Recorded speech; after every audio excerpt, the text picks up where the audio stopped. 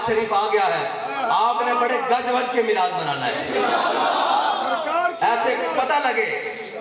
ہاں حضور کے غلام وہ کیا کہتے تھے، وہ پوچھتے تھے کہ یار تمہیں کیا ہو گیا ہے، قرآن میں کیا ہے، وَإِذَا قِيلَ لَهُمْ آمِنُوا كَمَا آمَنَ النَّاسُ، جب ان سے کہا جائے کہ ایمان لاؤ اس طرح جس طرح ابو بکر لائے، عمر لائے، عثمان لائے، سعد لائے، سعید لائے، طلحہ لائے، زبیر لائے، اس طرح ایمان لاؤ۔ وَإِذَا قِيلَ لَهُمْ آمِنُوا كَمَا آمَنَ النَّاسُ قَالُوا وَنُؤْمِنُ كَمَا آمَنَ السُّفَهَاءُ، ہم ایمان لائیں، وہ کہتے تھے ہم ایمان لائیں ان پاگلوں کی طرح۔ تو جب تک آپ کو امام الانبیاء کی محبت میں کوئی پاگل نہیں کہے گا نا تو وہاں مور نہیں لگے گی محبت کی تب تک۔ قرآن نے ان کی مور اس طرح ثابت کی ہے کہ وہ کہتے تھے کہ ہم ان پاگلوں کی طرح ایمان لائیں، تو آپ نے جب حضور سے محبت کرنی ہے، دیکھنے والا یہ کہے کہ یہ مجنون جا رہا ہے، اسے کہا ہمیں یہ جناب قبول ہے، اس لیے کہ ہم ان کے ساتھ وفا کرنے جا رہے ہیں جنہوں نے کائنات میں ہر جگہ کام آنا۔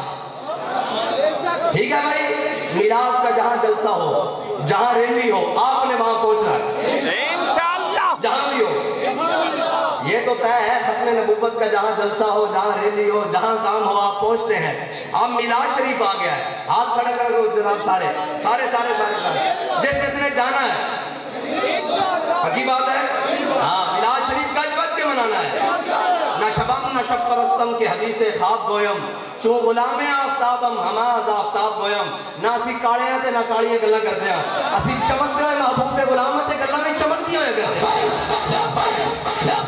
یا رسول اللہ لبیک لبیک لبیک یا رسول اللہ لبیک لبیک لبیک یا رسول اللہ لبیک لبیک لبیک یا رسول اللہ لبیک لبیک لبیک یا رسول اللہ لبیک لبیک لبیک یا رسول اللہ لبیک لبیک لبیک یا رسول اللہ لبیک لبیک لبیک یا رسول اللہ لبیک لبیک لبیک یا رسول اللہ لبیک لبیک۔